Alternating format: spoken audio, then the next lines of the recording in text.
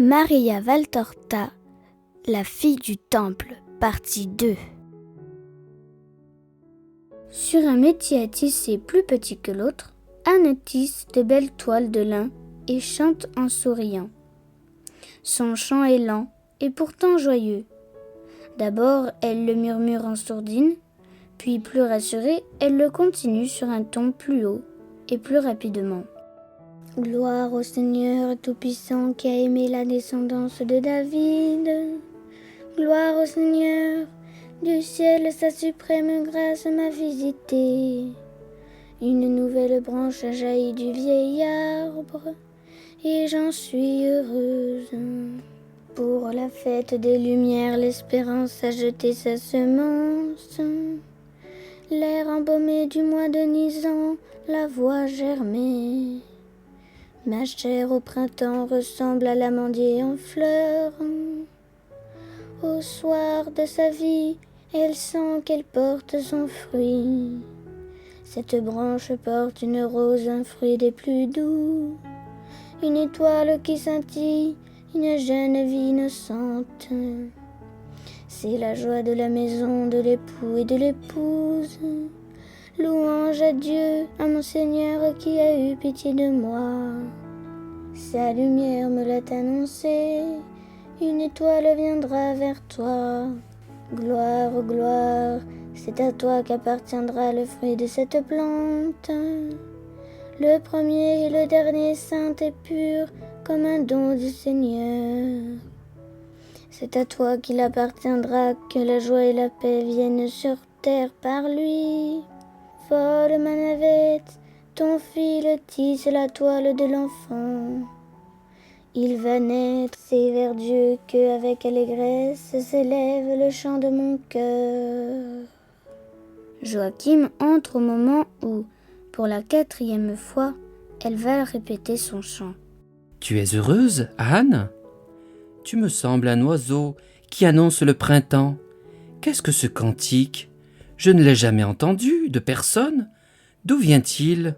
De mon cœur, Joachim. Anne s'est levée et se dirige vers son époux, toute souriante.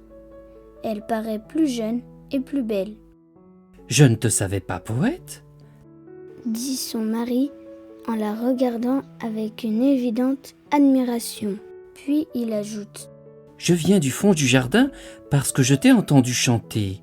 Cela fait des années que je n'avais entendu ta voix de tourterelle énamourée.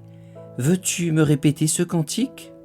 Je te l'aurais redit, même si tu ne me l'avais pas demandé. Les fils d'Israël ont toujours confié au chant les cris les plus vrais de leur espérance, de leur joie et de leur peine. Moi, j'ai confié au chant le soin de me dire et de te dire une grande joie. Oui, c'est une si grande chose que bien que j'en sois désormais certaine, cela me paraît encore irréel. Et elle reprend son chant. Mais arrivée à ce passage, cette branche porte une rose, un fruit des plus doux, une étoile qui scintille. Sa voix tremble, puis se brise.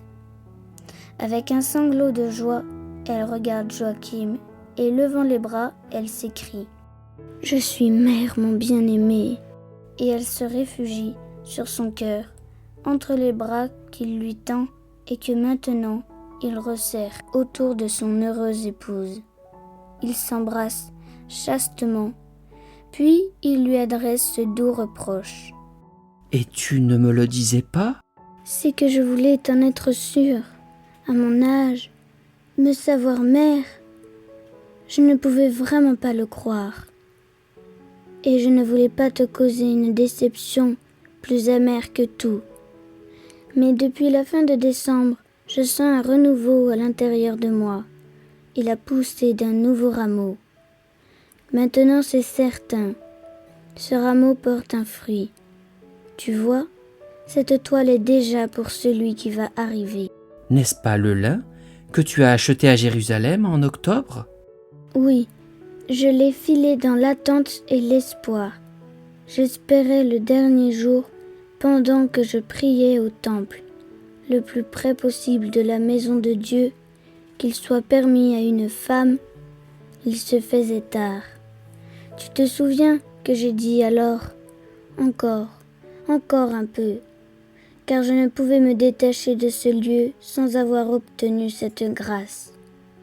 Eh bien, dans l'ombre qui descendait déjà à l'intérieur de ce lieu sacré, mon âme s'y sentait fortement attirée pour arracher un oui du Dieu qui y est présent. C'est alors que j'ai vu jaillir une lumière, une merveilleuse étincelle de lumière, claire et douce, comme la lumière lunaire, mais cependant pleine d'éclat. Il me semblait qu'une des étoiles du voile, celles qui sont placées sous les pieds des chérubins, se détachait et prenait la splendeur d'une lumière surnaturelle. J'avais l'impression qu'un feu partait de derrière le voile sacré et venait rapidement sur moi. Il me disait d'une voix céleste que t'arrive ce que tu as demandé. C'est pour cela que je chante. Une étoile viendra vers toi. Quel enfant sera donc le nôtre pour se manifester ainsi comme la lumière d'une étoile pendant la fête des Lumières? Comment l'appellerons-nous, cet enfant que je sens doucement me parler en mon sein? Si c'est un garçon, nous l'appellerons Samuel. Si c'est une fille, Étoile. C'est le mot qui a terminé ton cantique pour me donner la joie de me savoir père. Étoile, notre étoile. Je ne sais pas, mais je pense que ce sera une fille. En effet, je ne la porte pas. C'est elle qui me porte sur un sentier d'azur et de fleurs, comme si j'étais soutenue par les anges. J'ai toujours entendu les femmes dire que concevoir et porter l'enfant était douloureux. Mais moi, je ne souffre pas. Je me sens forte, jeune, fraîche, fille de Dieu, car cet enfant éclose sur un tronc desséché appartient plus à Dieu qu'à nous. Elle ne cause aucune peine à sa maman. Elle ne lui apporte que paix et bénédiction, c'est-à-dire les fruits de Dieu, son véritable Père. Alors nous l'appellerons Marie, étoile de notre mère, Père le bonheur. C'est le nom de la première grande femme d'Israël. Mais elle n'offensera jamais le Seigneur. C'est à lui seul qu'elle adressera son cantique, car elle lui est offerte comme une hostie avant de naître. Oui, fille ou garçon, lorsque notre enfant aura fait notre joie, nous l'offrirons au Seigneur. Ainsi serons-nous, nous aussi des hosties, avec elle, pour la gloire de Dieu. Anne sort du jardin potager en s'appuyant au bras d'une parente. Bien que le jardin soit ombragé, l'air est brûlant et la chaleur accablante. La terre est sèche et l'herbe du pré, qui marque l'extrémité de la propriété, se fait rare. Joachim se trouve près des rangées de légumes et d'oliviers. 2 hommes sont là pour l'aider. Malgré son âge, il est alerte et travaille avec soin. Ils sont en train d'ouvrir de petites rigoles au bord d'un champ pour amener de l'eau aux plantes assoiffées. Anne se dirige lentement vers Joachim en passant par la tonnelle ombragée. À sa vue, il se hâte d'aller à sa rencontre. « Tu es venu jusqu'ici ? La maison est chaude comme un four. Et tu en souffres ? C'est l'unique souffrance de mes derniers moments de grossesse. Elle est commune à tous, hommes et bêtes. Ne reste pas trop à la chaleur, Joachim. » L'eau qu'on espère depuis si longtemps et qui depuis 3 jours semblait être proche n'est pas encore venue. Heureusement que nous avons près d'ici une source au débit abondant. J'ai ouvert les canaux d'arrosage. C'est un faible soulagement pour les plantes dont les feuilles sont fanées et couvertes de poussière, mais cela lui permettra de les garder en vie s'il pouvait pleuvoir. La parente dit: Là-bas, au-delà du grand Hermon, des nuages apparaissent. Le vent vient du nord. Il rafraîchira et peut-être donnera de l'eau. Cela fait 3 jours qu'il se lève et qu'il tombe au lever de la lune. Ce sera encore la même chose. Joachim est découragé. Retournons à la maison. Ici, c'est irrespirable. Et puis, je pense qu'il vaut mieux rentrer.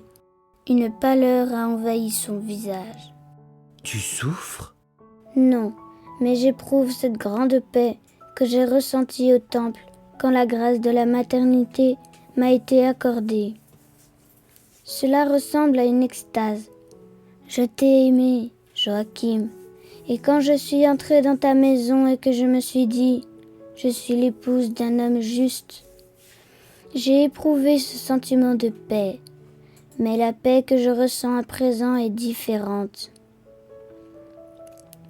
Elle est semblable à celle qui, à la manière de l'huile qu'on étend et qui apaise les douleurs, devait envahir l'âme de Jacob, notre père, après son songe des anges. Mieux encore, elle ressemble à la paix délicieuse des 2 Tobie quand l'ange Raphaël se manifesta à eux. C'est comme si je m'élevais dans l'azur du ciel. J'ignore pourquoi, mais depuis que cette joie est en moi, un cantique naît en mon cœur, celui du vieux Tobie. Il me semble qu'il a été écrit pour cette heure, pour la terre d'Israël, qui la reçoit, pour Jérusalem pécheresse et désormais pardonnée. Ne riez pas des délires d'une mère quand je dis « Remercie dignement le Seigneur et bénis le roi des siècles, pour qu'en toi son temple soit rebâti dans la joie. » Je pense que ce n'est plus de la cité sainte, mais de mon enfant à naître que le destin a prophétisé. Quand le cantique dit « Tu brilleras d'une lumière éclatante. Tous les peuples de la terre se prosterneront devant toi. Les nations viendront vers toi pour t'apporter des présents. Ils adoreront en toi le Seigneur et considéreront la terre comme sainte parce que en toi elles invoqueront le saint nom. Tu exulteras et te réjouiras en tes fils, parce qu'ils seront tous rassemblés, et ils béniront le Seigneur des siècles. Heureux ceux qui t'aiment, et qui se réjouiront de ta paix. » À ces mots, Anne change de couleur et resplendit. De douces larmes coulent le long de ses joues, mais elle ne s'en rend même pas compte et sourit tout à son bonheur. Elle se dirige vers la maison entre son époux et sa parente qui l'écoute silencieusement, gagnée par l'émotion. Il se hâte parce que les nuages, poussés par un vent violent, s'accumulent.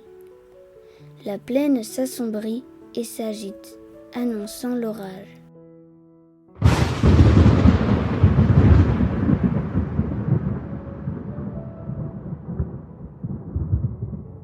Quand ils arrivent au seuil de la maison, un premier éclair déchire le ciel et le grondement d'un coup de tonnerre résonne. Tout le monde rentre et Anne se retire pendant que Joachim, rejoint par ses serviteurs, parle de l'eau tant attendue qui est une bénédiction pour la terre desséchée. Mais la joie fait place à la crainte, parce que se lève une tempête d'une violence inouïe, accompagnée d'éclairs et de nuages chargés de grêle. Si le nuage éclate, le raisin et les olives seront broyés comme sous la meule. Malheur pour nous. Une autre angoisse saisit Joachim. Cette fois-ci pour son épouse sur le point d'accoucher. La parente a beau l'assurer qu'Anne ne souffre pas. Il reste anxieux. Chaque fois que sa parente ou d'autres femmes, dont la mère d'Alphée, sortent de la chambre d'Anne pour y retourner avec des bassins d'eau chaude et des linges, Joachim leur demande des nouvelles. Même le fait qu'Anne ne crie pas le préoccupe. Joachim dit « Je suis un homme, je n'ai jamais assisté à un accouchement, mais je me souviens avoir entendu dire que l'absence de douleur est un mauvais signe. » Le jour baisse plus tôt que d'habitude. à cause de la tempête qui se révèle d'une extraordinaire violence. Torrents d'eau, vent, éclairs, tout à la fois, hormis la grêle qui est allée s'abattre ailleurs. Un des serviteurs remarque ce déchaînement des forces de la nature et déclare: On dirait que Satan est sorti de la géhenne avec tous ses démons. Regarde ces nuages noirs, sens l'odeur de soufre répandue dans l'air. Écoute ces sifflements sinistres, ces cris de lamentation et de malédiction. Si c'est bien lui, il est furieux ce soir. L'autre serviteur rit et répond: Une grande proie lui aura échappé, ou bien l'archange Michel l'aura frappé d'un coup de foudre de Dieu, et il en a les cornes et la queue coupée et brûlée. Une femme passe en courant et s'écrie: Joachim, il va naître. Tout a été facile et heureux. et elle disparaît avec une petite amphore dans les mains.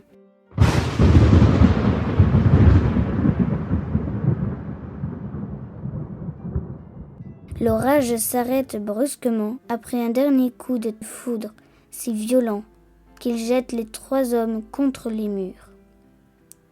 Sur le devant de la maison, dans le sol du jardin, il laisse en souvenir un trou noir et fumant.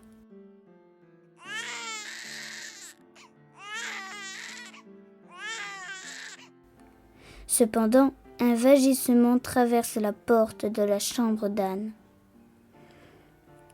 Au même moment, un immense arc-en-ciel se déploie en demi-cercle sur toute la voûte céleste. Quel spectacle inouï! Regardez, regardez! Il semble qu'il encercle toute la terre d'Israël. Mais voyez, voilà une étoile, alors que le soleil n'est pas encore disparu. Quelle étoile! Elle brille comme un énorme diamant. Et là, c'est la pleine lune, alors qu'il manque encore 3 jours pour y arriver. Quelle splendeur! Les femmes surviennent, toutes joyeuses, avec un beau poupon dans des linges blancs. C'est Marie, une enfant pas plus longue que le bras, qui déjà ne pleure plus, avec une petite tête au teint de rose et des lèvres rouges qui tentent instinctivement de téter. Un délicieux visage aux cheveux blonds comme le miel, avec 2 petits yeux innocents azurés. Les femmes confient l'enfant à son père, puis elles parlent encore de l'orage et du prodige de la lune, de l'étoile, de l'immense arc-en-ciel. Avec Joachim, elles rentrent dans la chambre de l'heureuse mère et lui remettent son bébé. Anne sourit à sa vue. C'est l'étoile, son signe dans le ciel. Marie arc-en-ciel de paix. Marie, mon étoile. Marie, lune brillante. Marie, notre perle. Tu l'appelles Marie? Oui, Marie, étoile, perle, lumière, paix. Mais ce nom veut dire aussi amertume. Ne crains-tu pas qu'il lui porte malheur? Dieu est avec elle. Elle est à lui avant même d'exister. Il la conduira sur ses sentiers et toute amertume se changera en miel paradisiaque. Maintenant tu es chez ta maman. Dans peu de temps tu seras tout à Dieu. Et la mère et l'enfant s'endorment.